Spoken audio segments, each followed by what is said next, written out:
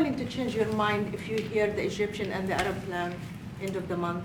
If they present you something different, are you open to I another think plan? we sort of have gone down the line. We know pretty much what is going to be presented. And I think it's going to be something that's going to be magnificent for the Palestinians. They're going to be in love with it. I did very well with real estate. I can tell you about real estate. They're going to be in love with it. But Mr. President, doesn't concern you that moving 2 million people from there? It's a very small number of people relative to other things that have taken place over the decades and centuries. It's a very small number of people. And they're living a terrible life. Look at the way they're living now. Nobody's living like that in the entire world. They're living under buildings that are mostly fallen down and will continue to fall down. And they're living under. People are being killed every day. The conditions are horrible. There are no conditions anywhere in the world that are worse than the Gaza Strip right now. But don't you have Mr. concern President, that you you can said all destabilize hell- Jordan and You said all Egypt? hell will break out if all the hostages are not released on Saturday. What did you mean by that? And are you encouraging Netanyahu to walk away from this deal? Have you talked about this with him? So directly? I've looked at at the condition of people coming out of the hostage situation, and it's horrible. I looked at the before and after yesterday. 3 young men. One is dead now, as you know, the older gentleman who died, which everybody said he was alive and well. He's dead. But the 3 young men, and I looked at them from a short while ago, and I looked at them now. They're emaciated.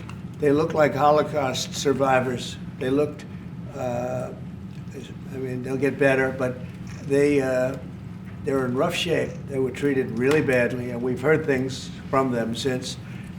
And I think the reason that Hamas is playing so cute is because they saw the reaction to these 3 people that came out, and the other was, look, the one young lady had her hand blown off practically, and they were not in great shape either. But she's missing her fingers and a big part of her hand. You know what she did? She was stopping a bullet that was aimed at her. She went like that, and it blew off her hand. Now, I think I think they want time, because I think the people that they have living are in such bad shape, because they're sending the most healthy people out because they don't want to send the least healthy people out. And there was an uproar when they saw the people from yesterday. So these people so I don't want to do 2 and then we do another 2 in another week and then we do 4 in 3 weeks. No. They either have them out by Saturday at 12 o'clock or all bets are off. Mr. President, Mr. President, would you still consider withholding aid to those countries if they don't accept your plans to accept? Well, I don't want to say that, because we've had such a good relationship and we're doing so well just in the short time that we've been talking. I mean, the king just made a statement. I didn't ask him to do that, about literally saving 2,000 young children from the Gaza Strip. We didn't know about that. You didn't know about that. Nobody did, except for the king and his son. I assume you told your son, right? And I just thought it was great. No, I think we'll do something. I don't have to threaten with money. We contribute a lot of money to Jordan and to Egypt, by the way, a lot, to both. But I don't have to threaten that. I think we're above that. I do believe we're above that. So.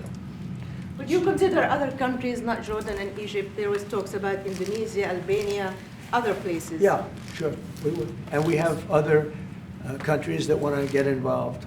We have a lot of people that want to get involved. There's a great sense of wanting to help the Palestinians. There's a lot of good countries out there, people that rule those countries with big hearts, and this gentleman is at the top of the list. And if they don't want to leave, how are you going to force them, Mr. President? Oh, they're going to be great. They're going to be very happy. Can Your give us a Majesty, sense, Your Mr. Majesty, President, should we may I- expect that the may I- Jordanian response would be part of a coordinated Arab response? The response will be from a multitude of countries, Arab, international. I know the Europeans want to step in. And again, we'll probably have to look to the help of the United States to make sure that COGAT, which is the clearing agency on the Israeli side, makes it as efficient as possible. because 2,000 kids, the best way to get to them is by helicopters and get them straight to our institutions. I also believe that quite a few countries would also probably like to take some of those kids and have That's them right. treated in their hospitals. So Now, we this hope to should have launch been this done- ASAP. Yes, and that's right.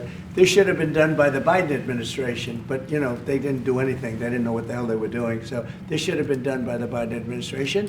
This should have never happened, because October 7th would have never happened if I were president. Zero chance of happening. You wouldn't have had that whole mess where the Middle East got blown up, and you wouldn't have had Ukraine and Russia fighting. That would have never happened. And by the way, we're making good progress there, I think. I really think we're making some very good progress.